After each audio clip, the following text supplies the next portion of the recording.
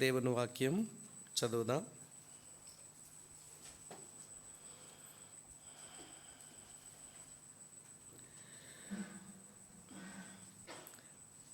ప్రకటన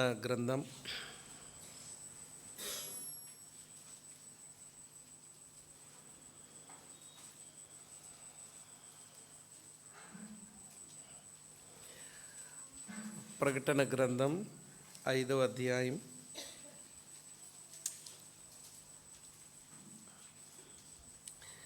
4వ వచనం నుండి 14వ వచనం వరకు మార్చి చదువుదాం. నేను ఒక వచనం చదువుతాను, మీరు ఒక వచనం దయించి చదవండి.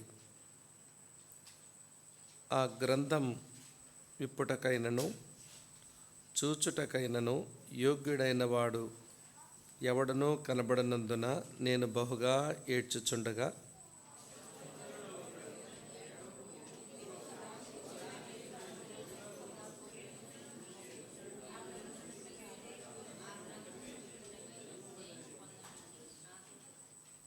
మరియు సింహాసనమునకును ఆ 4 జీవులకును పెద్దలకును మధ్యను వధింపబడినట్లుండిన గొర్రెపిల్ల నిలిచి ఉండుట చూచితిని. ఆ గొర్రెపిల్లకు 7 కొమ్ములను 7 కన్నులను ఉండెను. ఆ కన్నులు భూమి అందంతటికి పంపబడిన దేవుని 7 ఆత్మలు.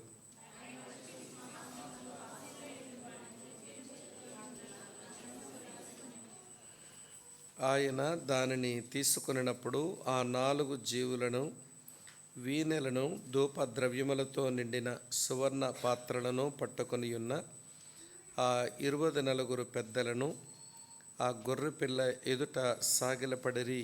ఈ పాత్రలు పరిశుద్ధుల ప్రార్థనలు.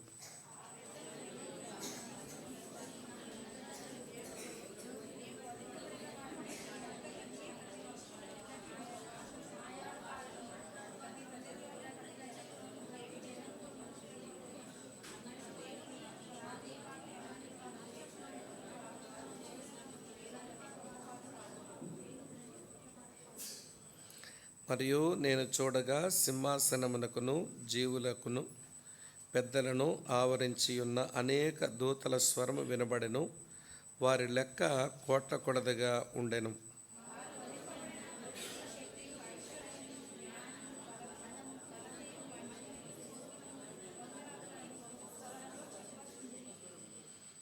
అంతటా పరలోకమందును భూలోకమందును భూమి క్రిందను సముద్రములోను ఉన్న ప్రతి సృష్టం అనగా వాటిలో ఉన్న సర్వమును సింహాసనాసీనుడై ఉన్నవానికిని గొర్రెపిల్లకును స్తోత్రమును ఘనతయు మహిమయు ప్రభావమును యుగయుగములు కలుగునుగాకని చెప్పుట వింటిని.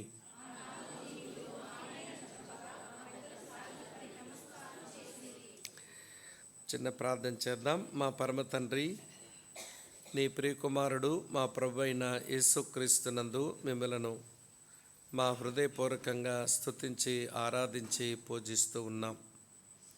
మీరు మమ్మలను ప్రేమించి పాప శాపములతో పడిచచ్చి నరకానికి ప్రయాణం చేస్తున్న మమ్మలను మీరు రక్షింపగోరి నీ కుమారుని మా నిమిత్తం ఆ శిలువ మ్రాణుపై అప్పగించి మా పాపభారమంతా తన మీద మోపి మా సమాధానార్థమైన శిక్ష తాను అనుభవించినట్లుగా మీరు చేసి తన బలియాగం మాకు పాపక్షమాపణ తీసుకుని రాగా ఆయన పునరుత్థానం మమ్మల్ని నీతిమంతులుగా చేయగా ఈ రోజున నీ సన్నిధిలో నీ పిల్లలంగా స్తుతించి ఆరాధిస్తున్నాం. నీ కుమారుడైన యేసుక్రీస్తునందు మిమ్మల్ని ఆరాధిస్తూ మా ప్రభు అయిన యేసుక్రీస్తు మిమ్మల్ని కూడా మేము ఆరాధిస్తున్నాం, పూజిస్తూ ఉన్నాం. మరి స్థానిక సంగమనకు 11 సంవత్సరాల ఈ గొప్ప ప్రయాణంలో మీరు సహాయపడుతూ ఉన్నందుకు మీకు వందనాలు చెల్లిస్తూ ఈ పరిచర్యలో నీ పరిచర్య సాగిస్తున్న కుటుంబాన్ని బట్టి, సంఘములో బాధ్యత గల సహోదరులను బట్టి, సోదరులను బట్టి, ఈ దినం ఆరాధనకు చేరువచ్చిన ప్రియులందరిని బట్టి మీకు వందనాలు చెల్లిస్తూ ఈ సమయం మాకు దీవెనకరంగా చేయము. మా హృదయాలలో నిన్ను ఆరాధించేందుకు గొప్ప పురుగొల్పునిచ్చి ఈ ఆరాధన సమయం మాకు దీవెనకరంగా మలచమని ప్రభు అయిన యేసుక్రీస్తు వారి నామంలోనే స్తోత్రాలు చెల్లించి అడిగి వేడుకొని మీకు ప్రార్థిస్తున్నాము తండ్రి, ఆమేన్. ప్రియులారా, మరి నాకు తెలిసి మనం వర్షిప్ టైం కంటే ముందుగా ఆరాధన సందేశానికి తమ్ముడు మంచి టైంని మరి సమకూర్చి ఇచ్చారు కనుక ఈ సమయం నేను సరిగా సద్వినియోగపరుచుకునేలాగా ఆరాధన కొరకు ఆరాధన సందేశాన్ని చెప్తాను. దేవుని పిల్లలమైన మనం ఆరాధించాలి అంటే దాని అడుగున ఆనందం ఉండాలి. ఏముండాలి? ఆనందం ఉండాలి. శ్రమలోనూ ఆనందం, సుఖాల్లోనూ ఆనందం. అది ఆరాధనకు బేస్ అన్నట్టు. సరే, ఆనందం ఉండాలి అంటే దాని కింద మరొకటి ఉండాలి. అది అనుభవం. ఏముండాలి? అనుభవం ఉండాలి. అనుభవించిన దాన్ని మనం ఏదో నోటి మాటల చేత వల్లించామనుకోండి, మనం దేవునికి ముఖస్తుతి చేసే వాళ్ళం అవుతాం.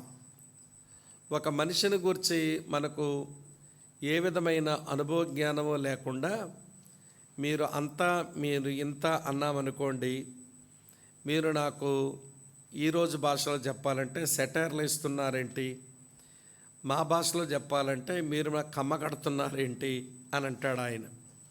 ఎందుకనంటే నన్ను గురించి అవగాహన ఏమీ లేదు నీకు, కానీ నువ్వేదేదో చెప్పేస్తున్నావు. నేను ఎంత ప్రేమ గలవాడిని, లేకపోతే అంత కనికరం కలిగిన వాడిని, దయగలిగిన వాడిని. అసలు నన్ను కూర్చొని అనుభవం ఏమైనా ఉందా నీకు? అనుభవం లేకుండా ఇన్ని మాటలు చెబుతున్నావు అంటే అర్థం నువ్వు నన్ను ముఖస్తుతి చేసి మాట్లాడుతున్నావు అన్నమాట. దేవుని పిల్లలు ప్రభువుని ఆరాధించినప్పుడు ప్రభువుకి ముఖస్తుతి చెల్లించకూడదు, ముఖస్తుతులు చేయకూడదు. అందుకే ఆనందం కావాలి, ఆనందం కింద అనుభవం కావాలి, అనుభవం కింద అవగాహన కావాలి. ఏమంటే అనుభవం కింద ఏం కావాలి? ప్రభువును గూర్చిన అవగాహన. అది మన అనుభవం అయితే ఆ అనుభవంలో మనం ఆనందిస్తే ఆరాధన అర్థవంతంగా ఉంటుందన్నమాట. అందుకే ఒక దైవజనుడు అన్నాడు, worship without understanding is an idle worship అన్నాడు. అవగాహన లేనటువంటి ఆరాధన అది విగ్రహారాధనే అవుతుంది. ఈనాటి క్రైస్తవ ఆరాధన సమావేశాల్లో మనం ఆరాధిస్తున్నట్టుగానే కనబడుతున్నాం, కానీ అవగాహన లోపం, అనుభవం లోపం, ఆనందం లోపం. కానీ ఆరాధిస్తున్నామని ఆరాధన అనే పదమే పదే పదే వల్లిస్తున్నారు. నాకు ఈరోజుకి అర్థం కాని విషయం, ఆరాధన అనేది ఒక పని యొక్క పేరు కదా, మరి ఆరాధన అంటే ఇంతకు చేసిన ఆరాధన అందులో ఏముందో మరి నాకు ఈరోజు వరకు బోధపడడం లేదు. మన పాటల్లో మాటల్లో ఆరాధన అంటున్నాము. మరి నువ్వు చేసిన ఆరాధనలో దేవుని కొనియాడిందెంత, దేవుని హెచ్చించిందెంత, దేవుని పూజించిందెంత, దేవుణ్ణి అభినందించిందెంత, ఇవేం కనబడడం లేదు అందులో. నేను ఆరాధిస్తున్నాను అనే ఆరాధన అంటున్నాము.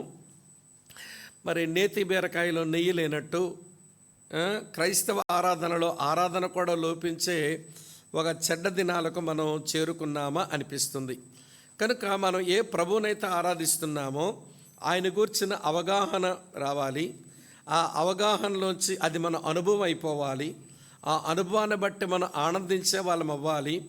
ఆనందించిన తర్వాత ఆరాధించే వాళ్ళమైతే అది చాలా అర్థవంతమైన దేవుణ్ణి ఆనందపరిచేటువంటి ఆరాధన అవుతుంది. కనుక ఈ విషయాన్ని మీ మనసులో ఉంచుకుంటే ప్రకటన గ్రంథంలో 4-5 అధ్యాయాలు ఈ వర్షిప్ చాప్టర్స్, ఆరాధన అధ్యాయాలు. 4వ అధ్యాయం తండ్రి అయిన దేవునికి జరిగిన ఆరాధన అందులో ఉంటుంది. పరలోకమంతా కూడా తండ్రి అయిన దేవుణ్ణి ఆరాధించే ఆరాధన విధానం మనకి 4 అధ్యాయంలో కనబడుతుంది. 5వ అధ్యాయం దగ్గరకు వచ్చేసరికి అది ప్రభు అయిన యేసుక్రీస్తుకు జరిగిన ఆరాధన మనకు స్పష్టంగా కనబడుతుంది. ఈ 2 అధ్యాయాలు వర్షిప్ చాప్టర్స్. మిగిలిన ప్రకటన గ్రంథం మిగిలిన అధ్యాయాలు అక్కడక్కడ ఆరాధన ఉంటుంది, కానీ ప్రధానంగా అది 4 అధ్యాయంలో తండ్రిని ఆరాధించడం, 5వ అధ్యాయంలో ప్రభు అయిన యేసుక్రీస్తును ఆరాధించడం అనే ఒక గొప్ప ఆరాధన అధ్యాయాలు ప్రకటన గ్రంథంలో మనకి కనబడుతూ వస్తాయి. సరే, ఈ 5వ అధ్యాయంలో యేసుక్రీస్తును పరలోకమంతా ఆరాధిస్తూ ఉంది. పరలోకముందున్న 24 పెద్దలు, ఆ 4 జీవులు, అలాగనే కోట్లాది కొలది దేవదూతలతో కలిసి చూడండి 13వ వచనంలో, పరలోకమందును భూలోకమందును భూమి క్రిందను సముద్రములున్న ప్రతి సృష్టము అనగా వాటిలో ఉన్న సర్వమును ఈ ఆరాధనలో పాలిపంపులు పొందుతున్నారట. కాబట్టి ఈ 5వ అధ్యాయంలో యేసుక్రీస్తుకు జరిగేటువంటి ఆరాధన క్రమంలో మనం ఈ పోర్షన్ అంతా కొంచెం బాగా చదివితే, అధ్యయనం చేస్తే, క్రీస్తుని ఆరాధించే ప్రియులారా ఈ పరలోక సమూహం వాళ్ళ ఆరాధనకు కొన్ని బలమైన కారణాలు కనబడతాయి. అందులో ప్రధానంగా 4 కారణాలు. యేసును పరలోకం ఎందుకు ఆరాధించింది అంటే, మొదటి కారణం ఆయన ఏమై ఉన్నాడో ఎరిగి ఆరాధించింది. ఆయన ఏమై ఉన్నాడో ఎరిగి ఆరాధించింది. Because of what he is, they worshipped Christ because of what he is. ఆయన ఏమై ఉన్నాడో ఎరిగి ఆరాధించింది. అది కూడా ఏమెరిగిందో చూపిస్తాను. రెండోది, పరలోకమంతా ఎందుకు ఆరాధిస్తుంది అని అంటే, ఆయన ఎక్కడున్నాడో ఎరిగి ఆరాధించింది. ఆయన ఎక్కడున్నాడో ఎరిగి ఆరాధించింది. Because of where he is. అది చాలా ప్రాముఖ్యమైన తలంపు. మూడో సంగతి ఏంటనంటే, ఆయన ఏమి చేశాడో ఎరిగి ఆరాధించింది. Because of what he does. ఆయన ఏం చేసినాడు అనేది ఎరిగి పరలోకమంతా ఆరాధించింది. తర్వాత చివరిగా పరలోకం ఎందుకు ఆరాధిస్తున్నది అంటే, ఆయన ఏమి కలిగి ఉన్నాడో ఎరిగి ఆరాధించింది. Because of what he has. ఏం కలిగి ఉన్నాడు అది ఎరిగి ఆరాధించింది. ఈ 4 మంచి తలంపులు మనం ఎప్పుడు ఆరాధించినా కూడా ఈ 4 తలంపులో ఏదో ఒక దాని దగ్గర ఫోకస్ చేయొచ్చును. ఏమై ఉన్నాడు, ఎక్కడున్నాడు, ఏం చేశాడు, తర్వాత ఏమి కలిగి ఉన్నాడు. ఈ 4 మంచి కారణాల్లో ఏ కారణమైన ఆరాధన సందేశంలో మనకు దొరికినప్పుడు దాన్ని బట్టి మన ప్రభువుని లేదా మన తండ్రిని మనం చక్కగా ఆరాధన చేసుకోవచ్చు. అయితే ఈ 4 ఈ పాసేజీలు ఉన్నాయి కనుక ఈ 4 చెప్పే ప్రయత్నం నేను చేస్తాను. సావధానంగా శ్రద్ధ వహించి వినండి. ప్రియులారా, ఆ సింహాసనం మీద దృష్టికి సూర్యకాంతమునకు పద్మరాగమును పోలినవాడు అయినటువంటి తండ్రైన దేవుడు సింహాసనం మీద కూర్చుని ఉండగా, ఆయన కుడి చేతిలో ఒక పుస్తకం ఉంది. లోపట వెలుపట వ్రాత కలిగిన 7 ముద్రలు గట్టిగా వేసి ఉన్న ఒక గ్రంథం ఆయన చేతిలో ఉంది. ఆ చేతిలో గ్రంథం ఉంటేను ప్రియులారా, ఒక బలమైనటువంటి దూత, చూడండి ఏమి రాసిందో మీ కొరకు చూపిస్తాను. ఇలా ఉంది చూడండి, 2వ వచనం. మరియు దాని ముద్రలు తీసి గ్రంథం విప్పుటకు యోగ్యుడైన వాడెవడైని బలిష్ఠుడైన ఒక దేవదూత బిగ్గరగా ప్రచురింపగా చూచితిని. అరే, ఆ గ్రంథాన్ని తీసుకొని ఆ ముద్రలు విప్పగలిగిన వాడు ఎవడూ లేడని ఎవరో చెప్తున్నారట. దేవుడు చెప్పలా, బాగా చదవండి. ఎవరు చెప్తున్నారు? ఏం దేవదూత? బలిష్ఠుడైన దేవదూతవు కదా. నువ్వు ఆ చేతిలో గ్రంథం తీసుకుని దాన్ని ముద్రలు విప్పరాదా అంటే, నేను బలిష్ఠుడినైతే అవ్వచ్చు కానీ ఆ గ్రంథం తీసుకొని విప్పడానికి నేనైతే యోగ్యుడ కాను. ఎందుకంటే ఆయన చేతిలో ఉన్నది విమోచన వీలునామా. ఏమంటే ఆయన చేతిలో ఉన్నదేంటి? విమోచన వీలునామా. అది తండ్రి చేతిలో పట్టుకున్నాడు. ఆ విమోచన వీలునామా అది తీసుకొని విప్పగలిగిన వాడు ఎవడంటే కుమారుడు మాత్రమే చేయగలడు. నేను బలిష్ఠుడైన దేవదూతనైనా తీసుకునే ముద్రలు విప్పడానికి దానికి నేను వారసుడినా పాడా? నేను వారసుడిన కాదు. వారసుడైన వాడు మాత్రమే విమోచన వీలునామా తీసుకొని దాని ముద్రలను విప్పి దాన్ని స్వతంత్రించుకోగలుగుతాడు అని, నేను బలిష్ఠుడినే కానీ ఆ చేతిలో ఉన్న గ్రంథమును తీసుకొని దాని ముద్రలు విప్పడానికి యోగ్యుడు ఎవడో కనబడడం లేదు అంటుంటే యోహానికి ఏడుపు వచ్చేస్తుంది. ఏడ్చేస్తున్నాడు. అదే స్టార్టింగ్ చదివాంగా 5వ వచనంలో, 4వ వచనంలో, ఆ గ్రంథమును విప్పుటకైనను చూచుటకైనను యోగ్యుడైన వాడు ఎవడూ కనబడనందున నేను బహుగా ఏడ్చుచుండగా. ఎందుకు వస్తుంది ఏడుపు? ఆ విమోచన వీలునామా ఓపెన్ చేయకపోతే దేని కొరకైతే ఎదురు చూస్తున్నారో ఆ రాజ్యం పొందుకోవడానికి నమ్మిన వారికి అవకాశం లేదు. నమ్మినటువంటి వారు ఆయన రాజ్యము, ఆ రాజు అయిన ఆయన గురించి ప్రకటిస్తుంటే బాధ పెట్టారే మనుషులు. సువార్తను ఎరగిన వారు, నమ్మని వారు బాధ పెట్టారే, వాళ్ళ మీద తీర్పులు బయలువెడలం. నమ్మిన వారికి రక్షణ, నమ్మని వారికి శిక్ష, దండన, ఇవన్నీ రావాలనంటే ఆ గ్రంథం తీసుకోబడాలి, దాని ముద్రలు విప్పబడాలి. ఒకవైపు జడ్జిమెంట్ పాస్ అవుతుంది, ఒకవైపు ఏమో డెలివరెన్స్ కూడా పాస్ అవుతుంది. విమోచన, విడుదల నమ్మిన వాళ్ళకి వస్తుంది, అలాగనే తీర్పు నమ్మని వారికి వస్తుంది. మొత్తానికి ఆ పుస్తకం ఓపెన్ చేయబడాల్సిందే, ఆ గ్రంథం తెరవబడాల్సిందే. కానీ గ్రంథం తీసుకోవడానికి కానీ, దాని ముద్రలు విప్పడానికి కానీ యోగ్యుడెవడు లేకపోతే, అరే మేము దేని కొరకైతే నిరీక్షిస్తున్నామో అది ఇంకా మాకు రాదా? మా విరోధులు, మా శత్రువులు, సువార్తను ఎరగిన వారు మేము బాధ పెట్టారే, వారి మీదకి దండన రాదా? ఏడ్చేస్తున్నాడు. అప్పుడు పరలోకమంతా, వినండి ప్రియులారా, సిద్ధమై వారు ప్రభువుని యేసుక్రీస్తును ఆరాధించే క్రమంలో ఆ పెద్దలు ఒకడంట, నువ్వు ఏడవాల్సిన అవసరం లేదు, నువ్వు ఏడవాల్సిన అవసరం లేదు. ఒక ఆయన ఉన్నాడు, ఆ గ్రంథమును తీసుకొని విప్పడానికి, ఆయన విమోచన వీలునామా తీసుకోవడానికి వారసుడైన వాడు ఇక్కడ ఒక ఆయన ఉన్నాడు, ఆయనే దాన్ని తీసుకొని విప్పుతాడు, కాబట్టి వేడాల్సిన అవసరం లేదు అంటే, అక్కడ నుంచి పరలోకమంతా ఆరాధించే ప్రభువుని గురించిన వివరాలు మనం చూస్తాం. ఇది నేపథ్యం. ఇప్పుడు 4 సంగతులు చెప్తాను. ఆయన ఏమై ఉన్నాడనే పరలోకం ఆరాధించింది. రెండవది, ఆయన ఎక్కడున్నాడనే పరలోకం ఆరాధించింది. ఆయన ఏమి చేశాడనే పరలోకం ఆరాధిస్తున్నది. ఆయన ఏమి కలిగి ఉన్నాడని పరలోకం ఆరాధిస్తుంది.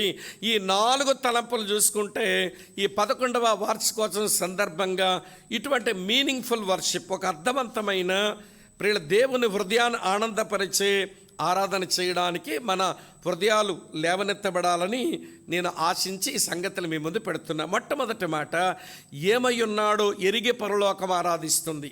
ఏమై ఉన్నాడో ఆయన చదువుతాను చూడండి. 5వ వచనం ఇలా ఉంది, ఆ పెద్దలలో ఒకడు ఏడవకము, ఇదిగో దావీదుకు చిగురైన యోధా గోత్రపు సింహం 7 ముద్రలు తీసి ఆ గ్రంథం విప్పుటగా జయము పొందనని నాతో చెప్పాను. నువ్వు ఏడాల్సిన అవసరం లేదు, ఆ గ్రంథం విప్పడానికి ఒక ఆయన జయము పొందినాడు. ఆయన ఎవరంటే దావీదుకు ఎవరంట ఆయన దావీదుకు చిగురు. నెత్తి మీద ఒక నెంబర్ ఉంటుంది కదా మీ తెలుగు బైబిల్లో, కింద అడుగుని చూడండి ఏం రాసిందో ఫుట్ నోట్లో, దావీదుకు వేరైన. అంటే ఎవరు ఆ గ్రంథం తీసుకొని విప్పడానికి యోగ్యుడంటే దావీదుకు వేరు, దావీదుకు చిగురు. ఇక్కడ కూర్చొని మిమ్మల్ని ఒక ప్రశ్న అడగనివ్వండి, మీ నాన్నగారికి మీరు వేరవుతారా, చిగురవుతారా?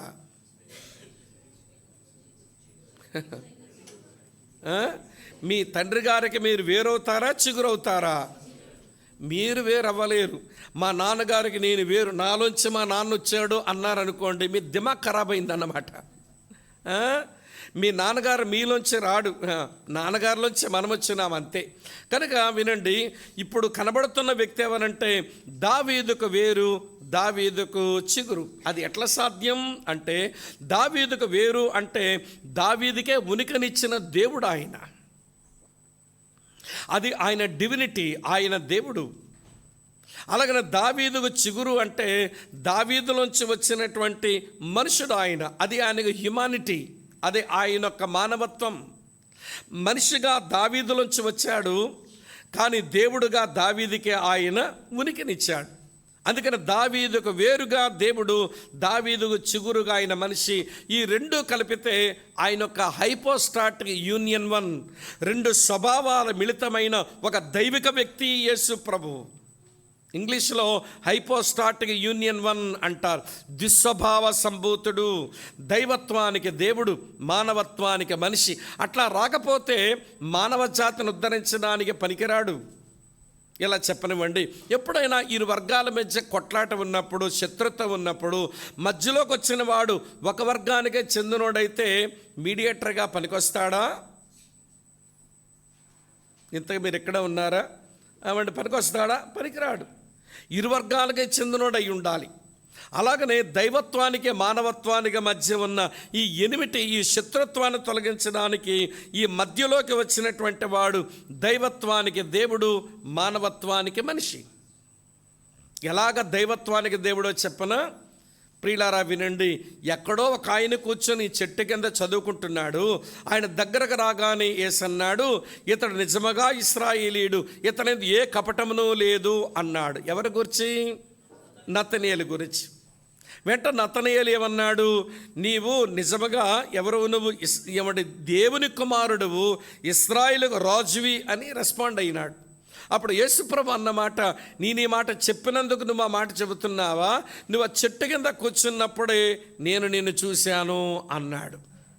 అరే, ఎక్కడో దూరంగా ఉన్న వ్యక్తి ఎక్కడో చెట్టు కింద దూరంగా కూర్చొని చదువుకుంటున్న ఆయన్ను ఎట్లా చూస్తాడండి? ఆయన సర్వప్రసన్నుడు, ఆమ్ని ప్రెజెంట్, ఆయన సర్వప్రసన్నుడు. ఇంకొక మాట, ఒక ఆయన చెట్టు మీద కూర్చున్నాడు. చెట్టు మీద కూర్చొని యేసు ఎట్లుంటాడో చూద్దామనుకుంటే ఆ చెట్టు కిందకు వచ్చే జక్కయ్య, త్వరగా దిగము, నేడు నేను నీ ఇంట ఉండవలసి ఉంది. ఎక్కడో నజరేతు వాడివి, ఈ ఎరుకో వాడి పేరు నీకు ఎట్లా తెలుసు? ఆ జనసమూహాలు ఎవరైనా యేసుప్రభు వాడి పేరు జక్కయ్య, వాడు చెట్టెక్కున్నాడు అని ఎవరేం చెప్పలేదుగా. మరి ఎట్లా తెలిసింది ఆయనకంటే? ఆయన సర్వజ్ఞాని, ఆయన ఆమ్నిషియంట్, సర్వజ్ఞాని. గాలి, సముద్రము, తుఫాను సముద్రం మీద రేగితే ప్రియులారా ఆ దోణిలో ప్రశాంతంగా పడుకొని శిష్యులు నశించిపోతున్నామని కంగారు పడితే గాలిని, సముద్రమును గద్దించినటువంటి ఒక వ్యక్తి ఆయన. ఈయన ఎట్టివాడో, గాలి, సముద్రము, తుఫాను ఈయనకు లోబడుచున్నవే అనుకున్నారంట వాళ్ళు. అంటే ఆయన ఎవరో తెలుసా? సర్వశక్తిమంతుడు, ఆమ్నిపొటెంట్. ఈ మూడు విషయాలు జ్ఞాపకం పెట్టుకోండి.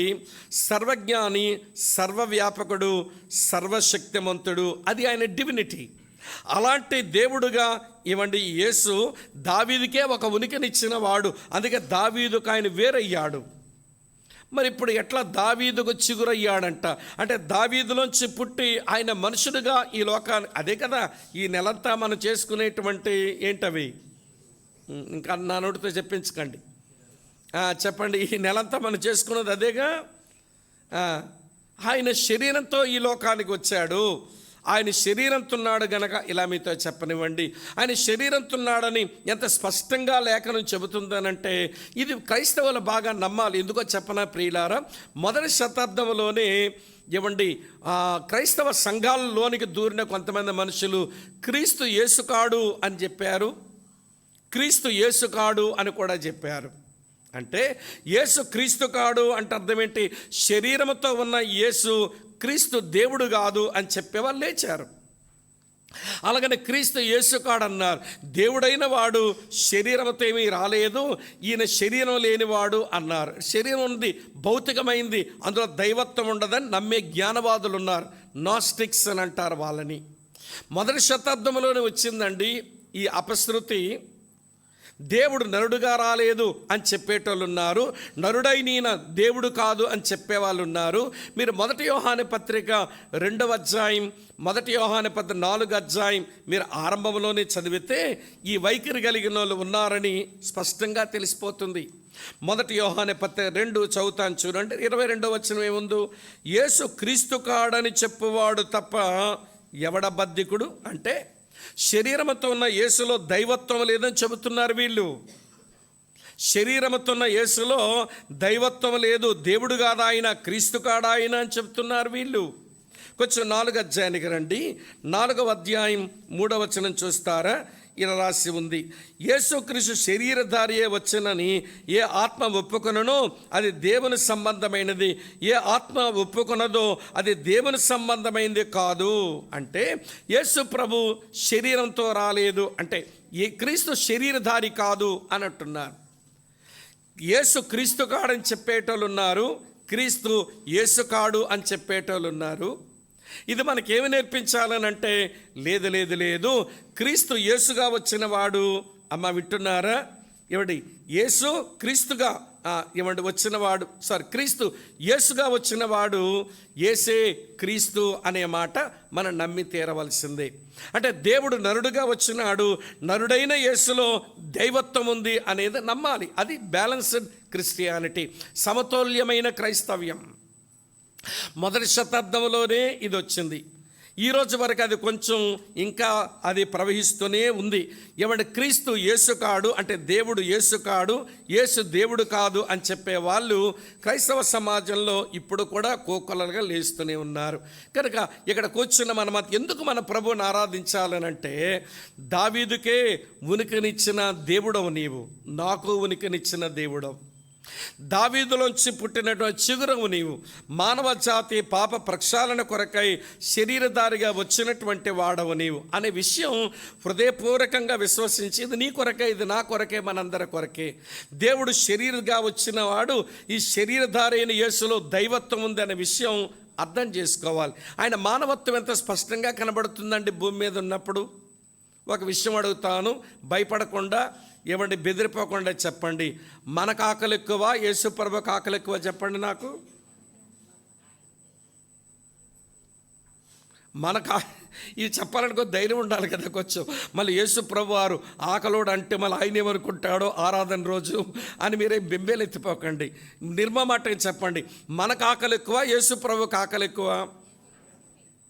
మనకు ఆకలి వేస్తే కూడా వండే వరకు వడ్డించే వరకు అని ఆగుతామండి. కానీ ఆయన ఆకలి ఎక్కువైతే వండే వరకు వడ్డించే వరకు ఆగలేక పచ్చికాయలు తిని ఆకలి తీర్చుకుందాం అనుకున్నాడు. ఇప్పుడు చెప్పండి, మనకు ఆకలి ఎక్కువ, ఆయనకు ఆకలి ఎక్కువ? చూసారు ఇంకా ధైర్యం రావట్లా. యేసుకే ఆకలి ఎక్కువ.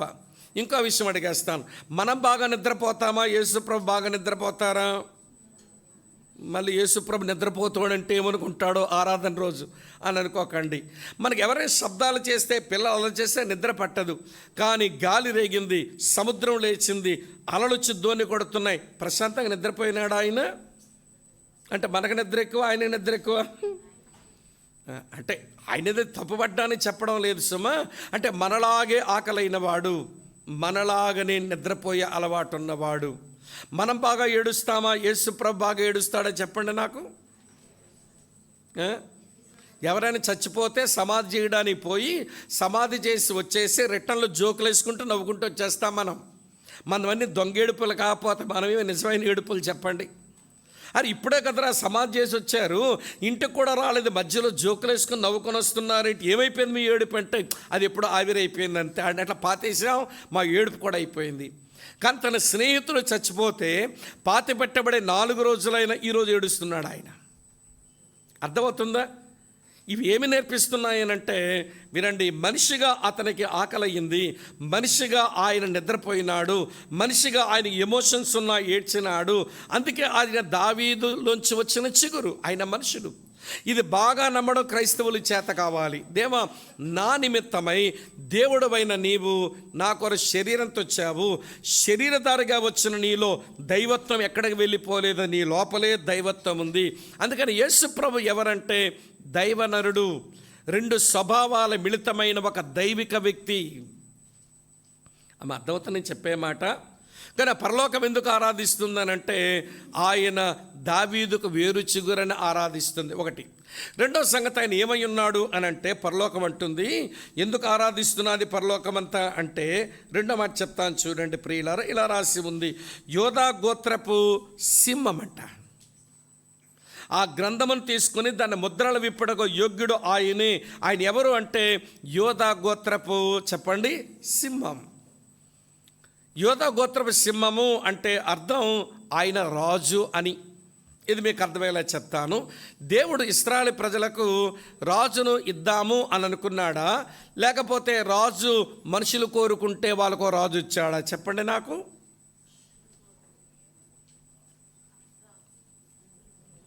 ఇశ్రాయేలు ప్రజలు దేవుడు రాజునిద్దామని అనుకున్నాడా, లేకపోతే ఇశ్రాయేలు ప్రజల ఊరికే అన్యజనులందరికీ రాజున్నాడు గనక మాకు రాజునివ్వు అని అడిగితే వాళ్ళకి రాజరికం అనేది మొదలయ్యిందా? అంటే రాజు ఇవ్వాలని లేదా దేవునికి? ఆదికాండం 49వ అధ్యాయం 9వ వచనం వేసుకోండి.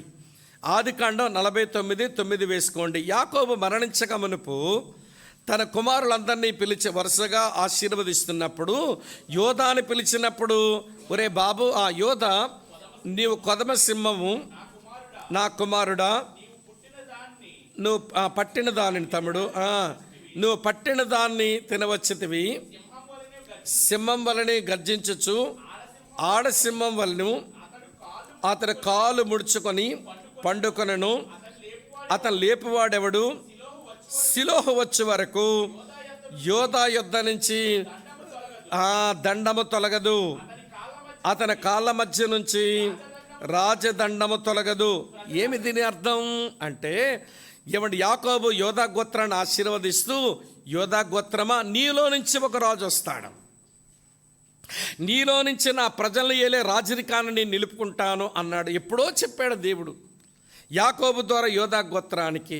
కానీ మనుషులు ఏంటంటే, దేవుడిస్తే యోధా గోత్రం నుంచి ఇచ్చేవాడు, కానీ మనుషులు అన్ని జనులకు రాజు ఉన్నాడు గనక మాకు రాజుని ఇస్తావా చస్తావని సమూయేలు మీద భీష్మించుకొని కూర్చున్నారు గనక వాళ్ళకు రాజు ఇచ్చాడు. దేవుడిస్తే స్తుతి గోత్రం నుంచి వచ్చిన రాజు, మనుషులు కోరుకున్నారు గనక చీల్చునట్టి తోడేళ్ళ నుంచి వచ్చాడు రాజు. బెన్యామీన్ అంటే అర్థం ఏంటో తెలుసా? చీల్చునట్టి తోడేలు అని అర్థం. యోధంటే అర్థం ఏంటో తెలుసా? స్తుతి అని అర్థం. దేవుడిస్తే స్తుతి గోత్రం నుంచి ఒక రాజు వచ్చి ఉండేవాడు. అర్థమవుతుంది చెప్పే మాట. మనుషులు కోరుకున్న కారణం చేత ఇప్పుడు చీల్చునట్టి తోడేళ్ళ నుంచి వచ్చింది రాజరికం.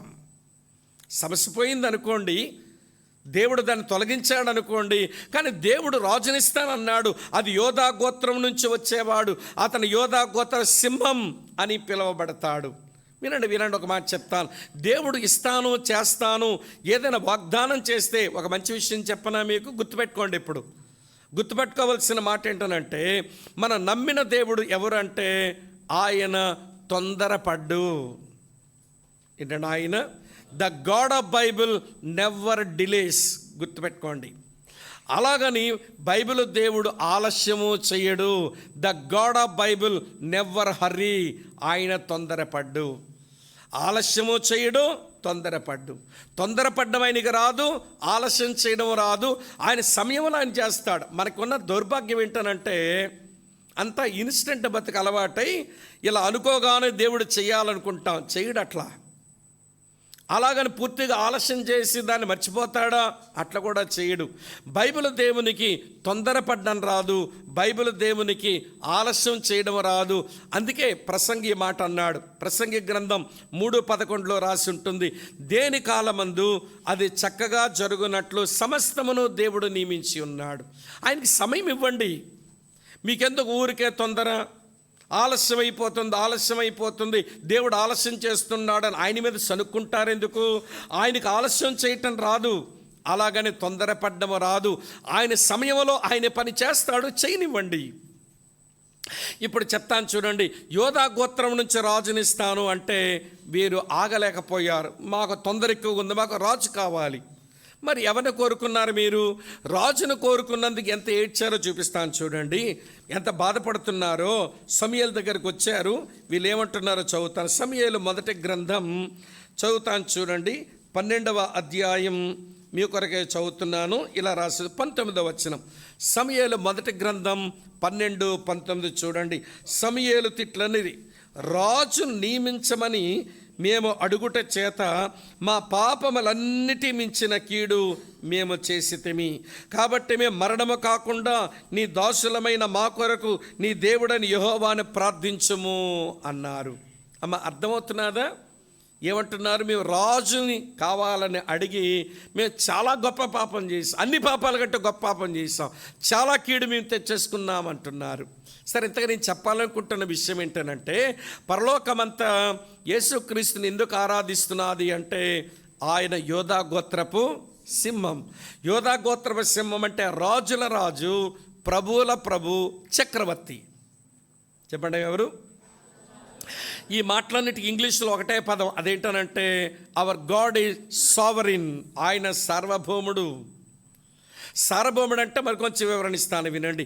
సార్వభౌముడు అంటే రాజుల రాజు, ప్రభుల ప్రభు, చక్రవర్తి. ఇంగ్లీషులో ఎవడు సావరిన్ అన్నారు. సార్వభౌముడు అంటే ఆయన ఏదైనా చెయ్యాలి అనుకున్నప్పుడు ఎవరి మీద ఆధారపడ్డు, ఆయన ఏదైనా చెయ్యాలనుకున్నప్పుడు ఎవరి సలహా కూడా తీసుకోడు. ఎందుకని? ఎందుకు ఎవరి సహాయం కోరుకోడు? ఆయన సర్వశక్తిమంతుడు కాకపోతేనే కదా మన సహాయం తీసుకోవడానికి. మన సలహాలు ఎందుకు తీసుకోడు ఆయన? ఆయనలో సర్వజ్ఞానం లేకపోతేనే కదా నాలాంటోడు నీలాంటోడు బోడి సలహాలు తీసుకోవడానికి. ఆమె అర్థమవుతుందా? ఆయన సర్వజ్ఞానం ఉంది, ఎవరి సలహా ఆయనకి అవసరం లేదు. ఆయన సర్వశక్తిమంతుడు, ఎవరి యొక్క సహాయం కూడా ఆయనకు అక్కర్లేదు. ఆయన ఏదైనా చెయ్యాలి అనుకుంటే తన చిత్తము చొప్పున, తన ఇష్టము చొప్పున సమస్తమును చేసుకుంటాడట. 115వ కీర్తన 3వ వచనంలో రాసి ఉంటుంది, మా దేవుడు పైన ఆకాశమందున్నాడు, ఆయనకిష్టమైనదంతయు సమస్తమును ఆయన చేయవాడు. ఆయనకి ఇష్టమైనదంతా సమస్త. దానికి ఇంకొక వచనం కలుపుకోండి, చాలా బాగుంటుంది. అక్కడ కీర్తన గ్రంథంలోంచి చూపిస్తాను చూడండి. 135వ కీర్తనలో ఇలా రాసి ఉంటుంది 6వ వచనంలో, ఆకాశమందును భూమి యందును సముద్రముల యందును మహాసముద్రం అన్నిటి యందును ఆయన తనకిష్టమైనదంతయు జరిగించువాడు. దీనికి మరో వచనం కలుపుకోండి, ఎంత బాగుంటుందో. దానియేలు గ్రంథం 4వ అధ్యాయం 35వ వచనం. అక్కడ ఏమంటాడనంటే, ఈ మాట చెప్పినోడికి గడ్డి తిన్నాక బుద్ధొచ్చాక చెప్పాడు ఈ మాట. భూనివాసులందరూ ఆయన దృష్టికి ఎన్నికకు రాని వారు ఆయన పరలోక సేనలను భూనివాసుల ఎడ్లను తన చిత్తము చొప్పున జరిగించుకున్నవాడు ఆయన చెయ్యి పట్టుకొని నువ్వేం చేస్తున్నావని ఆయనతో చెప్పుటకు ఎవడనూ సమర్థుడుగా. ఇలా ఎందుకు చేశావు, అలా ఎందుకు చేశావు దేవని ఆయన చెయ్యి పట్టుకొని అడగలిగిన సామర్థ్యము కలిగినోడు ఎవడూ లేడు. ఆయన చిత్తము చొప్పున సమస్తమును చేసుకుంటాడు.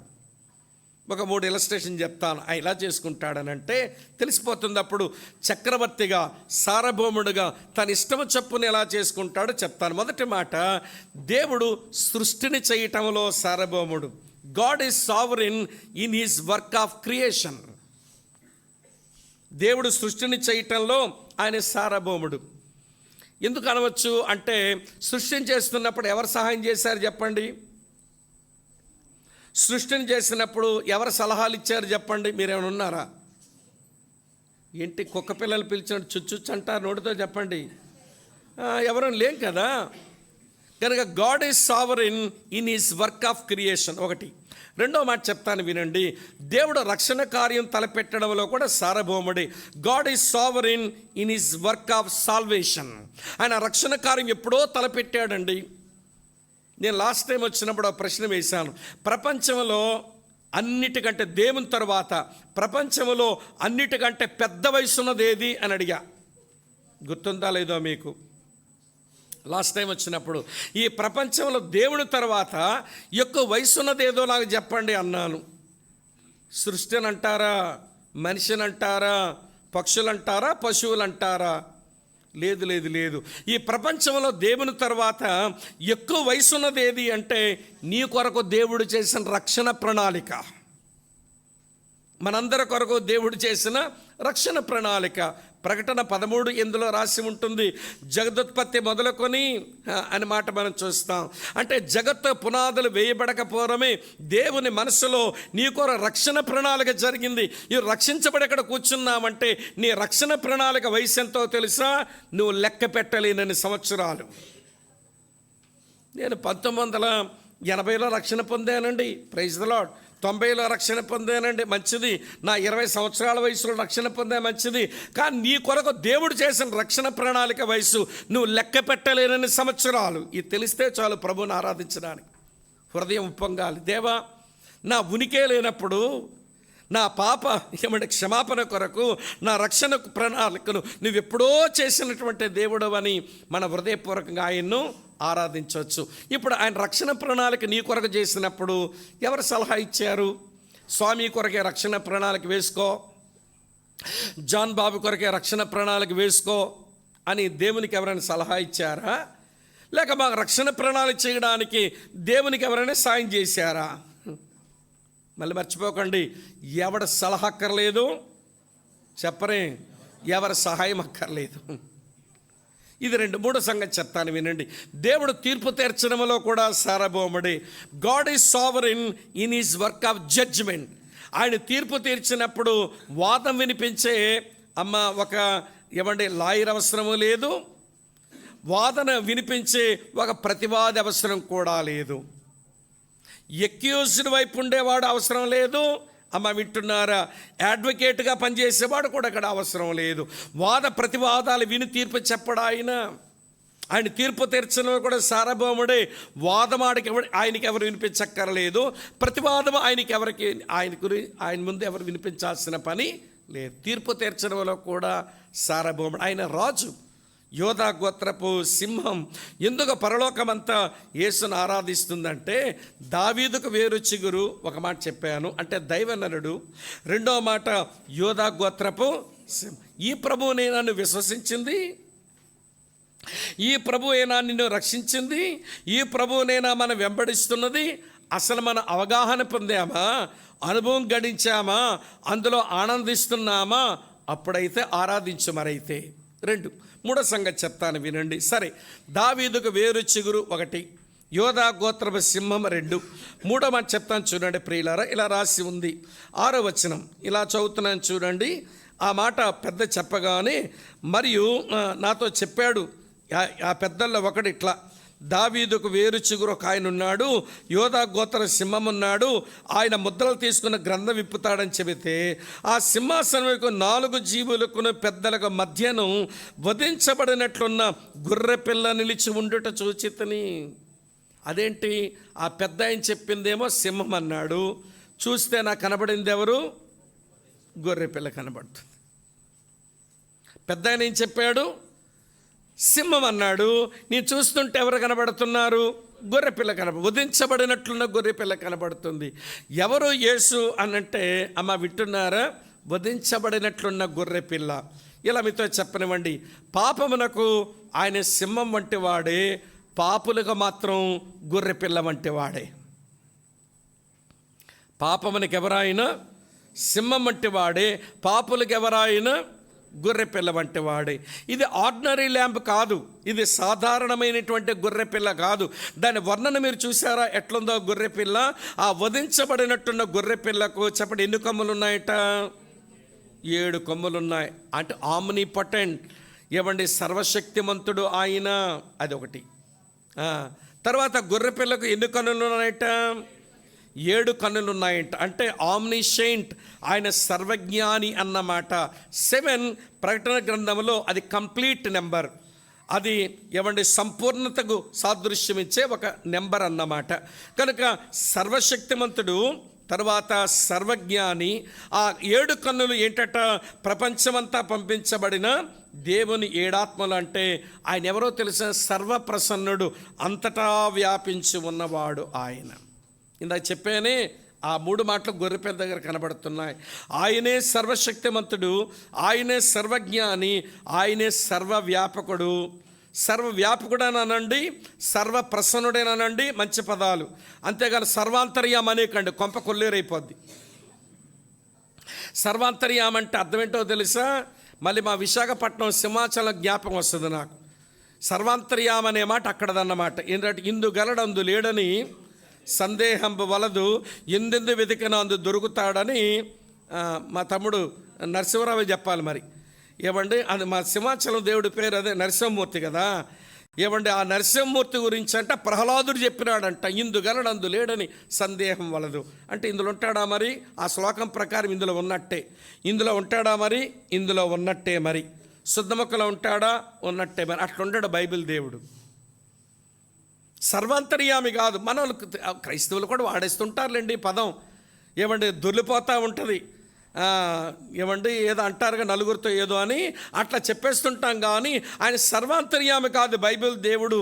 ఆయన సర్వప్రసన్నుడు.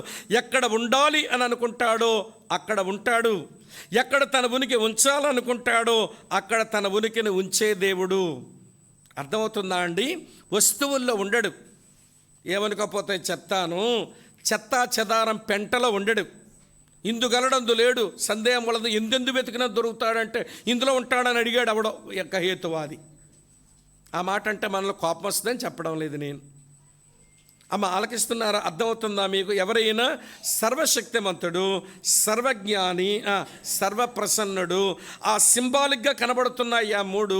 అయితే గొర్రెపిల్ల ఆర్డినరీ ల్యాంబ్ కాదు. ఈ గొర్రెపిల్ల ఎలాంటి గొర్రెపిల్ల అంటే, జాన్ పైపర్ అనే ఒక దైవజనుడు ఆ గొర్రెపిల్ల ట్రావెల్ ఒక దగ్గర రాస్తే చాలా కాలం కింద చదివాను.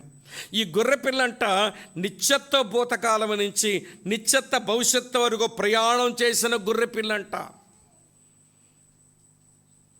This lamb travelled all the way from eternity past to eternity future. నిత్యత్వ భూతకాలం నుంచి నిత్యత్వ భవిష్యత్తు వరకు ప్రయాణం చేసిన ఒక అద్భుతమైన గొర్రెపిల్ల. ఎట్లా అంటే ప్రకటన 13:8 దేవుని మనసులో ఉన్న గొర్రెపిల్ల. అవునా? అదే ప్రకటన 13:8 ఉంటుంది. వద్దమ్మా, అన్ని చదివితే టైం చాలదు. దేవుని మనసులో ఉన్న గొర్రెపిల్ల. ఆలకిస్తున్నారు కదూ?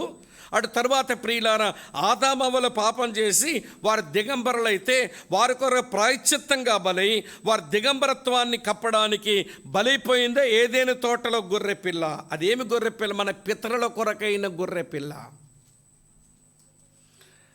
ఆదికాండం 22వ అధ్యాయంలో వింటున్నారు ప్రియులారా, ఇస్సాకుకు బదులుగా బలైపోయిన గొర్రెపిల్ల ప్రయాణం చేస్తుంది. ఈ గొర్రెపిల్ల నిత్యత్వ భూతకాలం దేవుని మనసులో ఉన్నది. ఏదేను తోటలో ఆదామవ్వల కొరకు, మోరియా పర్వతం మీద చెప్పండి ఇస్సాకు కొరకు, ఐగుప్తు దేశంలో వినండి ఇశ్రాయేలీలు అందరి కొరకు బలిపిన పస్కా గొర్రెపిల్ల ఆయన. పస్కా గొర్రెపిల్ల. అక్కడ నుంచి ఎక్కడి వరకు వచ్చినాడు ఆయన అంటే, యెషయా గ్రంథం 53వ అధ్యాయంలో ప్రవచనాల్లో నిలిచిన గొర్రెపిల్ల. ఏమంటే ల్యాంబ్ ఇన్ ద ప్రొఫెసీ, ప్రవచనాల్లో ఉన్న గొర్రెపిల్ల. తర్వాత యోహాను సువార్త 1:29 బాప్తిసం ఇచ్చాడు. ఇదిగో లోక పాపములు మోసుకొని పోవు దేవుని గొర్రెపిల్ల, మనుషుల ముందు ప్రదర్శించబడిన గొర్రెపిల్ల. పిలాతు అంటాడు, ఇగో ఆయన మీరు సిలువేసుకొని చంపేసుకోండి, ఇదిగో ఈ మనుషుడు అన్నాడు. ఆయన సిలువ మరణంకు అప్పగించబడిన గొర్రెపిల్ల. ఇప్పుడు మనం చూస్తున్నామే, ఇది పరలోకపు అంతఃపురములోకి చేరుకున్న గొర్రెపిల్ల. నిత్యత్వ భూతకాలం నుంచి నిత్యత్వ భవిష్యత్తు వరకు ఒక అద్భుతమైన గంభీరమైన జర్నీ చేసిన గొర్రెపిల్ల. సర్వశక్తిమంతుడైన, సర్వజ్ఞాని అయిన, సర్వవ్యాపకుడైన, నిత్యత్వం నుంచి నిత్యత్వం వరకు ప్రయాణం చేసే ఒక అద్భుతమైనటువంటి గొర్రెపిల్లను ప్రియుల పరలోకమంతా అర్థం చేసుకొని అనుభవపూర్వకంగా ఆనందిస్తూ ఆరాధిస్తూ ఉంది. ఇప్పుడు నేను చెప్పేది మీకు ఏమైనా అర్థమైందో లేదో? అర్థమైందమ్మా? ఎవరైనా దావీదుకు వేరు, దావీదుకు చిగురు, తర్వాత యోధా గోత్రపు సింహం, తర్వాత వధించబడిన గొర్రెపిల్ల. ఏమంటే ఎందుకో వధించబడిన తర్వాత పాడిన పాటలో మనకు తెలుస్తుంది, అది వేరే విషయం. మొట్టమొదటి గమనించాల్సిన విషయం ఏంటనంటే, పరలోకమంతా ఈ గొర్రెపిల్లను ఎందుకు ఆరాధిస్తున్నారు, యేసును ఎందుకు ఆరాధిస్తున్నారంటే ఆయన ఏమై ఉన్నాడో వారు ఎరిగి ఆరాధిస్తున్నారు. ఈ 3 విషయాలు వారు ఎరుగుదురు. రెండో సంగతి చెప్తాను. ఎందుకు పరలోకమంతా ఆరాధిస్తుందంటే ఆయన ఎక్కడున్నాడో ఎరిగి ఆరాధిస్తుంది. ఎక్కడున్నాడు? ఎక్కడున్నారా లేదా మీరంతా? ఎక్కడున్నాడు? తొట్టెలో ఉన్నాడని చూడ్డానికి పోదామా? మాట్లాడరే. డిసెంబర్ నెల చివరికి వచ్చాం కదండి, నెలంతా తిరిగాక తొట్టి చుట్టూ అనుకుంటారేమో. ఎవరో అన్నమాట నేను మీతో చెప్తున్నాను. తొట్టి చుట్టూ తిరిగే వాళ్ళు తొట్టి గ్యాంగోలు అయిపోతున్నారంట. ఆ తొట్టిలో లేడు. మరియ యోసేపులు తీసేసి ఆ పిల్లాడిని వింటున్నారా, అక్కడ నుంచి వారు ఐగుప్తు తీసుకుపోయారు, మళ్ళీ నజరేతు తీసుకుని వచ్చారు. ఏమంటే 33 సంవత్సరాలు ఆయన భూమి మీద తొట్టిలో లేడు. ఆ తొట్టులో ఉన్న యేసు ప్రభువుని మనం ఆరాధించేస్తున్నాం డిసెంబర్ మాసం వస్తే. నేను తప్పు పట్టాను అనుకోకండి సుమా. ఇప్పుడు ఆయన ఎక్కడున్నాడు దాన్ని బట్టి ఆరాధిద్దాం, తెలుస్తుంది మనకు. తొట్టి దగ్గర పోని సిలువ మీద ఉన్నాడు అనుకుందామా? మార్చి నెల రాగానే సిలువ చుట్టూ తిరిగేస్తాంగా. సిలువలో ఆ ఘోర సిలువలో తులువలా మధ్యలో అని చెప్పి సిలువ చుట్టూ తిరిగేస్తుంటాం. సిలువ మీద లేడు, ఆయన చచ్చిపోయినాడని పక్కలో బల్లెపోట పొడిచి నీళ్ళనో రక్తమునో కారగా చనిపోయినాడని డిక్లేర్ చేసి ఆ రోమా సైనికులై సిలువ నుంచి దింపేశారు. లేడు సిలువ మీద. వింటున్నారా లేదా మీరు? మరి ఎక్కడున్నాడు? పోనీ సమాధి దగ్గర ఉన్నాడా? అక్కడున్న దేవదూత అంటాడు, సజీవుని మృతుల్లో వెతుకుతారేంట్రా బాబు, ఆయన లేచి ఉన్నాడు, మీకంటే ముందు గల్లేకి వెళ్ళిపోయాడు, పొండి ఇక్కడి నుంచి అని దేవదూత చెప్పి పంపించేసినాడు వాళ్ళని. అంటే తొట్టు దగ్గర లేడు, సిలువ దగ్గర లేడు, చెప్పండి, సమాధి దగ్గర లేడు. ఇప్పుడు ఎక్కడ కనబడుతున్నాడు? పరలోకమందు కనబడుతున్నాడు. ఎలా ఉన్నాడో తెలుసా? భూమి మీద 33 సంవత్సరాలు కనబడ్డాడు, అట్లా కనబడటం లేదు ఆయన. యోహాను ముందే చూసేశాడు. ఆయన ఎట్లున్నాడంటే, ఏమండి వింటున్నారా, మనుష్య కుమారుని పోలిన ఆయన ఏమండి తన పాదముల మట్టుకు దిగుచున్న వస్త్రమును రొమ్ముకు బంగారు దట్టి కట్టుకున్నవాడు. అతని తలయు తల వెంట్రుకలు తెల్లని ఉనిని పోలినవై ఉన్నాయి. అతని నేత్రములు అగ్ని జ్వాలల వలె ఉన్నాయి. అతని పాదములు అపరంజిని పోలినవై ఉన్నాయి. ఆయన నోటి నుంచి వాడిగల ఖడ్గమోట బయలు వెడల్తా ఉంది. అతని కంఠస్వరం విస్తారమైన జలప్రవాహాల ధ్వని వలె ఉంది. ఆయన చేతిలో 7 నక్షత్రాలు ఉన్నాయి. ఆయన ముఖం దేదీప్యమానంగా ప్రకాశిస్తున్న సూర్యునిలా కనబడతా ఉంది. ఆ యేసును చూడడం వస్తే నేల మీద పడిపోవడం వచ్చుద్ది మనకి. మనం ఎంతసేపు తొట్టులోని యేసయ్యను చూసి నిద్ర రావడం లేదని పాపం ఆయనకి లాలమ్మ లాలి లాలి లాలి లాలి అని పాడరే బాల యేసునకు బజ్జో యేసు బజ్జోవా. తొట్టులో ఉన్న యేసును చూసి పడుకోబెడుతున్నాం మనం. ఆయన లేడక్కడ సిలువ దగ్గర అలా కష్టపడి వేలాడి మన పాపాలకు బలైనాడని ఏదో కొంచెం ముసలి కన్నీరు కాచి సానుభూతి చూపించేస్తాం. నీ సానుభూతి యేసు ప్రభుకి ఏం అక్కర్లా, నీ ముసలి కన్నీరు. అక్కడ కూడా లేడు ఆయన, సమాధి దగ్గర అసలే లేడు, పరలోకమందున్నాడు ఆయన. ఉన్నవాడు సామాన్యంగా కనబడడం లేదు. మీరు రాసుకుంటే చెప్తాను ఎలాంటి వాడు. మనుష్య కుమారుని పోలినవాడు. నెంబర్ 1 రెజరెక్టెడ్ వన్, పునరుత్థానము చెందినవాడు. మొదటి మాట, ఆయన పాదముల మట్టుకు దిగుచున్న వస్త్రమును రొమ్ముకు బంగారు దట్టె కట్టుకున్నాడంటే రైనింగ్ వన్, ఏలుబడి చేస్తున్నవాడు. యాజకుడికో రాజుకో ఆ బట్టలు ఉంటాయి, ఆయనకున్నాయి. మరి అందుకే ఏలుబడి చేసే క్రీస్తు ఆయన. అతని తల వెంట్రుకలు తెల్లని ఉనిని పోలినవై ఉన్నాయి. తర్వాత రైట్యస్ వన్, నీతి గలవాడు. చీకటి నలుపుకు ఆయన దగ్గర చోటే లేదు. అర్థమవుతుందా? ఆడ తరువాత ఆయన పాదములు కళ్ళు అగ్ని జ్వాలల వలె ఉన్నాయంట. రివీలింగ్ వన్, ప్రతి దాన్ని బట్టబయలు చేయగలిగిన వాడు ఆయన. ఆయన పాదములు అపరంజిని పోలిన లోహం, అది బ్రాస్, వెండి తీర్పుకు సాదృశ్యం. తీర్పు తీర్చినప్పుడు ఆయన దయ చూపించాడు, నిర్దయుడుగుంటాడు. ఆయన రిలెంట్లెస్ వన్, నిర్దయుడుగా తీర్పు తీర్చువాడు. అతని కంఠస్వరం విస్తార జలప్రవాహాల ధ్వని వలె ఉంది. అంటే ఆయన రీగల్ వన్, ఆయన గంభీరుడు ఆయన. అమ్మ వింటున్నారా? ఆయన కుడి చేతిలో 7 నక్షత్రాలు ఉన్నాయి. అంటే అర్థం ఆయన ఎవరో తెలుసా? రెగ్యులేటింగ్ వన్, ప్రతి దాన్ని నియంత్రించేవాడు ఆయన. ఇంకా చెప్పనా, ఆయన నోటి నుంచి వాడని ఖడ్గమోట బయలు వెళుతుందంట. అదేంటో తెలుసా అండి? ఆయన దాంతోనే పగ సాధిస్తాడు. అది ప్రకటన 19లో ఉంటుంది. ఆయన రివెంజింగ్ వన్, పగ సాధించువాడు ఆయన. చివరగా అతని ముఖం సూర్యుని వలె కనబడుతుందంటే రెస్ప్లెండెంట్ వన్, దేదీప్యమానమైన ప్రకాశంతో కనబడుతున్నాడు. నేను అన్ని ఇంగ్లీష్లో 6తో చెప్పాను, కనీసం గుర్తన్నా ఉంటుందని. ఎన్నొచ్చాయమ్మా చెప్పినవి? 5, 9 వచ్చి ఉండాలి. మంచిది. అటువంటి యేసుని చూస్తుంది పరలోకం. ఇప్పుడు చెప్పండి, అటువంటి యేసు ఎక్కడున్నాడట? పరలోకంలో. మళ్ళీ చూడండి 6వ వచనం చదువుతాను. మరియు ప్రకటన 5:6, మరియు సింహాసనం మీదకు 4 జీవులు కూడా పెద్దలకును ఎక్కడ? మధ్యను. దీన్ని ద సెంట్రాలిటీ ఆఫ్ క్రైస్ట్ అని అంటాం. అది క్రీస్తు యొక్క కేంద్ర స్థానం. యేసు ప్రభు ఎక్కడ కనబడినా ఆయన మధ్యలో ఉండాలని కోరుకునేవాడు. మనకేం బలహీనతో కానీ, ప్రభు మా బ్రతుకులో రాగాని నువ్వు పెదాల వరకు చుండు, మా ఆలోచనలు మావే, మా ఆశలు మావే, పలుకులు మాత్రం నీ గురించి పలుకుతావు. ఇక్కడ కూర్చో నువ్వు పెదాల మీద, లోపలికి వచ్చాక మళ్ళీ మా ఆలోచనలు ఉండకూడదంటావు, మా ఆశలు ఇలా ఉండకూడదంటావు, మా ఆచరణ ఇలా ఉండకూడదంటావు, మా అడుగుజాడలు ఇలా ఉండకూడదంటావు, అన్నిట్లో జోక్యం చేసేసుకుంటావు. కాబట్టి ఆదివారం వచ్చినప్పుడు పెదాల మీద కూర్చో, మందిరంలో కూర్చొని స్తోత్రం చెప్పి ఆరాధించి వెళ్ళిపోతా. మళ్ళీ గేట్ బయటికి వెళ్ళిపోగా నువ్వు చర్చలు ఉండిపో. మళ్ళీ ఆదివారం వస్తాను, మళ్ళీ వచ్చి పెదాల మీద ఎక్కు, పెదాల వైపు వచ్చుండు, అంతేగాని మధ్యలోకి వచ్చేయద్దు. మా కష్టం. ఈరోజు క్రైస్తవులు ప్రియులారు ఆయన కేంద్రస్థానం ఇవ్వడం వదిలేసాం మనం. కానీ ఆయన కోరుకునేది ఎప్పుడు మధ్యస్థానమే తెలుసా మీకు? చిన్న పిల్లాడిగా ఉన్నప్పుడు, 12 సంవత్సరాల ప్రాయంలో ఉన్నప్పుడు ఆయన యెరూషలేములో ఎవరి మధ్యలో కూర్చున్నాడట? శాస్త్రుల పండితుల మధ్యలో కూర్చున్నాడట. సేవ చేస్తున్న 3.5 సంవత్సరాల్లో సుంకరులు పాపుల మధ్యలో కూర్చున్నట్ట. వింటున్నారా లేదా మీరు? అర్థమవుతుందా తల్లి? తరువాత ఆయన సిలువలో వేలాడుతున్నప్పుడు 2 నేరస్తుల మధ్యలో వేలాడంట. సిలువలో ప్రాణం పెడుతున్నప్పుడు ఆకాశానికి భూమికి మధ్యలో ఉన్నట్ట. ఆయన పునరుత్థానుడైన తర్వాత ప్రకటన 1:13 ప్రకారం 7 దీపస్తంభాల మధ్యలో అనగా సంఘాల మధ్యలో తిరుగుతున్నాడంట. ఇప్పుడు మనం చదివిన వచనంలో పరలోకాంతపురంలో మధ్యలో ఉన్నట్ట.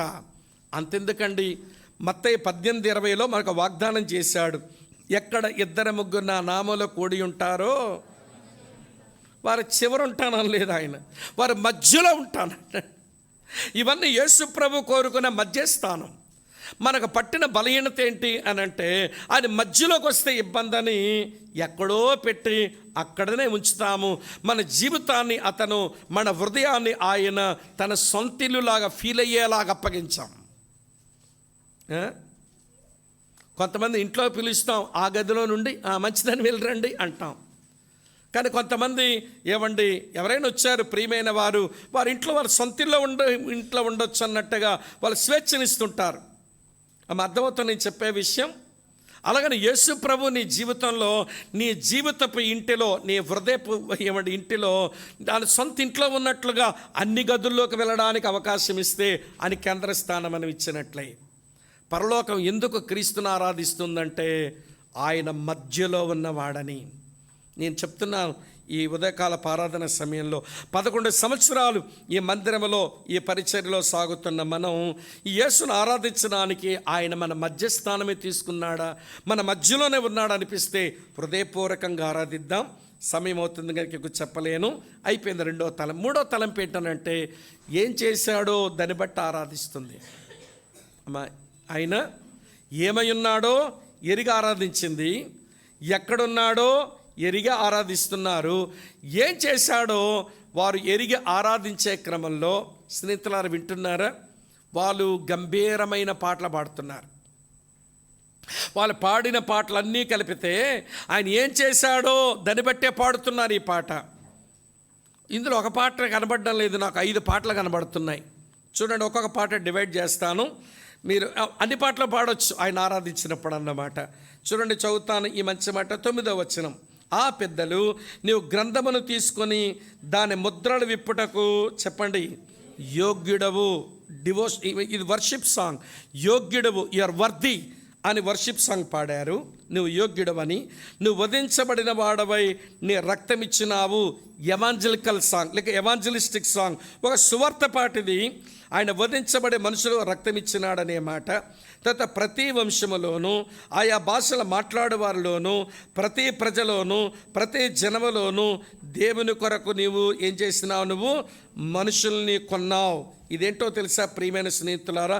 ఇది డివోషనల్ సాంగ్, ఇది భక్తి పాట. మమ్మల్ని కొంటివి, ఆయా ప్రాంతాలు, ఆయా భాషలు, ఆయా జనాల నుంచి కొన్నావు. ఇది డివోషనల్ సాంగ్. తర్వాత దేవుని వారికి ఒక రాజ్యముగాను యాజకులుగా చేశావు. ఇది మిషనరీ సాంగ్. ఏమండి, మిషనరీ సాంగ్. కనుక వారు భూలోకమందు ఏలుదురని కొత్త పాట పాడుదురు. ఇది ఎస్కటలాజికల్ సాంగ్, అంటే భవిష్యత్తు కొరకైన పాట. ఎన్ని పాటలు ఉన్నాయి వాళ్ళ వర్షిప్లో? ఆరాధన పాట, సువార్త పాట, భక్తి పాట, ప్రేషిత ఉద్యమం పాట, చివరిగా భవిష్యత్తు కొరక నిరీక్షణ పాట. ఏమండి, 5 రకాల పాటలు కలిపి ఆ పాటలన్నింటిలో కూడా యేసు నువ్వు ఇది చేశావు అంటున్నారు. నువ్వు గ్రంథాన్ని తీసుకున్న యోగ్యుడు, తీసేసుకున్నావు తండ్రి చేతిలోంచి ఆ గ్రంథాన్ని. నువ్వు మా కొరకు రక్తం ఇచ్చావు, సువార్త పాట మా కొరకు రక్తం ఇచ్చావు. మమ్మల్ని కొన్నావు, ఇది భక్తి పాట. మమ్మల్ని కొనుక్కున్నావు, మమ్మల్ని యాజకులుగా రాజులుగా చేశావు, ఇది ప్రేషిత ఉద్యమం పాట. చివరికి ఒకరోజు నీతో కలిసి మేము ఏలుతాము అనే నిరీక్షణ కూడా మాకు కలిగించావు. ఇదేంటో తెలుసా ప్రియులారా? ఇది భవిష్యత్తు కొరకైన నిరీక్షణ పాట, సాంగ్ ఆఫ్ హోప్. ఈ 5 పాటలు కలిపి యేసు ప్రభు ఏం చేశాడో అనేది వారు ఎరిగి ఆరాధిస్తున్నారు. ఈ రోజున ప్రియమైన స్నేహితులారా, ప్రభుని ఆరాధించడానికి చేరి వచ్చిన మనం ఎవరికో ఏదో చేశాడు అది ఉంచండి, దేవునికి స్తోత్రం. నీ కొరకు ఆయన ఏం చేశాడో అది నీ అవగాహన అయితే, అది నీ అనుభవం అయితే, అందులో నీవు ఆనందిస్తే, అప్పుడు ఆరాధిస్తే ఆరాధన ఆయనకి ఆనందాన్ని కలిగిస్తుంది. ఈ లింక్ మర్చిపోకండి. ఆయన ఆనందం కలిగించాలంటే ఆరాధించు, ఆరాధించాలంటే నీవు ఆనందించు, ఆనందించాలంటే అనుభవంలోకి విషయాలు తెచ్చుకో, అనుభవంలోకి రావాలంటే అవగాహన పొందు. అవగాహన పొందకపోతేవి అనుభవం లోపించింది, అనుభవం లోపించింది, ఆనందం లోపించింది, ఆనందం లోపించింది. ఆరాధించమంటే ఏదో కొన్ని పదాలు వల్లిస్తే సరిపోతుంది అన్నట్టుగా ఆరాధించడం అది సబబు కాదు. అటువంటి ఆరాధన అది వ్యర్థ ఆరాధన కింద పరిగణించబడుతుంది. యేసయ్య అందుకన్నాడు మత్తయి సువార్త 15వ అధ్యాయంలో, వారి పెదవులతో చెప్పండి నన్ను గణపరుస్తున్నారు కానీ వాళ్ళ హృదయం నాకు చాలా దూరంగా ఉంది. ఈ మాట ప్రభు మన గురించి పలకకుండా ఉండాలని ఆశపడదాం. నా టైం అయిపోయింది. ఎన్ని వచ్చినాయి ఇప్పుడు చెప్పండి మనకు? ఆయన ఎవరో ఎరిగి ఆరాధించిన పరలోకం, ఆయన ఎక్కడున్నాడో ఎరిగిన ఆరాధించిన పరలోకం, ఆయన ఏం చేశాడో ఎరిగి ఆరాధించిన పరలోకం, చివరిగా ఆయన ఏమి కలిగి ఉన్నాడో ఇప్పుడు అది ఎరిగి ఆరాధిస్తున్నారు. Because of what he has, ఏం కలిగి ఉన్నాడు ఇప్పుడు ఆయన. చూడండి, చదువుతున్నాను. 12వ వచనం ఇలా రాసి ఉంది, వారు వధించబడిన గొర్రె పిల్ల. నెత్తి మీద నెంబర్లు వేయండి, ఒక్కొక్క పదం మీద బాగుంటుంది, తర్వాత చదివినప్పుడు మీకు తెలిసిపోతుంది. వధించబడిన గొర్రె పిల్ల శక్తియు నెంబర్ 1, ఐశ్వర్యమును నెంబర్ 2, జ్ఞానము నెంబర్ 3, బలము నెంబర్ 4, ఘనతయు నెంబర్ 5, మహిమయు నెంబర్ 6, స్తోత్రము పొందన రూఢని గొప్ప స్వరముతో చెప్పొచ్చుండరి. ఈ ఒక్క వచనాన్ని ఏమంటారంటే 7-fold హెవెన్లీ వర్షిప్ అంటారు. ఏమండి, 7 అంతల పరలోకపు ఆరాధన ఇది. 7-fold హెవెన్లీ వర్షిప్, 7 అంతల పరలోకపు ఆరాధన. ఇవన్నీ యేసు కలిగి ఉన్నాడని పరలోకం ఎరిగి ఆరాధిస్తుంది. నువ్వు శక్తి కలిగిన వాడవు, భూమి మీద శక్తి లేనట్టుగా ఉండి ఆయనే పన్నులు కట్టుకొని బతికాడు, ఆయనే పన్నులు కట్టుకొని బతికాడు, పవర్ లేనట్టుగా ఉన్నాడు. కానీ ఇప్పుడు శక్తి ఆయన కలిగి ఉన్నాడు. ఇంకా పసిబాలుడుగా తొట్టిలో లేడు. అందరూ అవమానిస్తూ ఉంటే తల వంచుకొని వెళ్ళిపోయేటువంటి ప్రియులారా, ఒక దీనంగా కనబడేటువంటి చేతగాని వాళ్ళకి లేడు ఇప్పుడు పరలోకమందు. శక్తి ఆయనకుంది, తర్వాత ఐశ్వర్యం ఉంది. భూమి మీద ఉన్నప్పుడు నక్కలకు బొరియలు ఉన్నాయి, ఆకాశ పక్షులకు గూళ్ళు ఉన్నాయి, మనుష్య కుమారుడు తలవాల్చడానికి స్థలమే లేదు అన్నట్టు ఉన్నవ ఆయన ఇప్పుడు సకలైశ్వర్యాలు కలిగిన వాడు ఆయన. తర్వాత ఏంటట? జ్ఞానం. భూమి మీద ఉన్నప్పుడు ఆయన చెప్పిన మాటలు అర్థం చేసుకోలేని వారు వీడికి పిచ్చి పట్టింది అన్నారు. కానీ ఆయన జ్ఞానవంతుడు, పరలోకవతన జ్ఞానాన్ని గుర్తించింది. భూమి మీద ఉన్న బలమలేని వాడిలాగా పెరికేవాడికి గెడ్డం అప్పగించాడు, గుద్దులు గుద్దే వాళ్ళకి వీపు అప్పగించాడు, ఉమ్మే వాళ్ళకి ముఖం అప్పగించాడు. వాళ్ళు ఉమ్మేసుకున్నారు, వీళ్ళు గుద్దేసుకున్నారు, వీళ్ళు అతని శరీరాన్ని పీలుగలు చేసి పడేశారు. కానీ ఇప్పుడు ఆయన బలముతో ఉన్నవాడు. ఆయన భూమి మీద ఉన్నప్పుడు ఘనహీనుడుగా పరిగణించబడ్డాడు. ఆయన చూసి దెయ్యాలు అధికారం అన్నారు, బెల్జెబూల్ అన్నారు, ఏం మాట్లాడలా. తిండిపోతున్నారు, ఏం మాట్లాడలా. త్రాగుబోతున్నాడు, ఏం మాట్లాడలా. సమరయుడు అన్నాడు, ఏం మాట్లాడలా. మాకు తండ్రి అబ్రాహాము ఉన్నాడు, నువ్వు ఎవడకు పుట్టావన్నట్టు మాట్లాడారు, ఏం మాట్లాడలా. భూమి మీద ఆయనేమి ఘనత వహించలేదు, అంటే ఘనత పొందలేదు. కానీ పరలోకమంతా ఆయన ఘనపరుస్తుంది. ఆ ఘనతకు ఆయనే అర్హుడు. భూమి మీద మహిమ లేని ఒక మట్టి ఘటములో ఉన్న మహిమాస్వరూపుడు మహిమ లేనట్టుగా కనబడ్డాడు. కానీ ఇప్పుడు ఆయన మహిమంతా కనబడుతుంది. అది కనబడగానే ప్రకటన 1:17లో యోహాన్ అంటాడు, నేను ఆయన చూడగానే చచ్చిన వాని వలె ఆయన పాదముల యొద్ద పడితిని. గమనిస్తున్నారా? అది వర్షిప్ అండి. ఆయన పాదాల మీద పడిపోవడం అది ఆరాధన అండి. అది రావట్లేదు మనకెందుకో. ఆయన చూడడం మనకి సరిగా వస్తే ఆయన పాదాల మీద పడడం చేతనవుతుంది. తర్వాత ఆయనే స్తోత్రము పొందనర్హుడు. అమ్మ అర్థమవుతుందా? అంటే ఆయనే మెచ్చదగిన వాడు, ఆయనే పూజనీయుడు, ఆయనకు మాత్రమే మన స్తోత్రం కలగ. ఇప్పుడు వరుసగా చూడండి, పరలోకమందు 24 పెద్దలు, 4 జీవులు, కోట్లాది కొలది దేవదూతలు, పరలోకమందున్న వారు కానీ, భూమిలో ఉన్నవారు కానీ, భూమి క్రింద ఉన్నవి కానీ, సముద్రంలో ఉన్న ప్రతి సృష్టం కానీ, ప్రతీదీ కూడా ఎవరికి స్తోత్రం చెబుతున్నారట? ఆ గొర్రె పిల్లకు స్తోత్రము, ఘనతయు, మహిమయు, ప్రభ యుగములు కలుగును గాకని సాగిలపడి నమస్కారం చేస్తున్నాయంట. సాగిలపడి నమస్కరిస్తున్నాయి. ఇది యేసు ప్రభుకు పరలోకమందు జరిగిన వర్షిప్ సర్వీస్. 11 సంవత్సరాల ఈ చక్కని ప్రయాణం సాగించిన జైన్ రిఫార్మడ్ చర్చ్ విశ్వాసులంతా కలిసి వినండి, ఈ రోజున ఏమని ఆరాధిద్దాం మన ప్రభువుని? ఆయన ఎవరో అర్థం చేసుకుని ఆరాధిస్తున్నామా?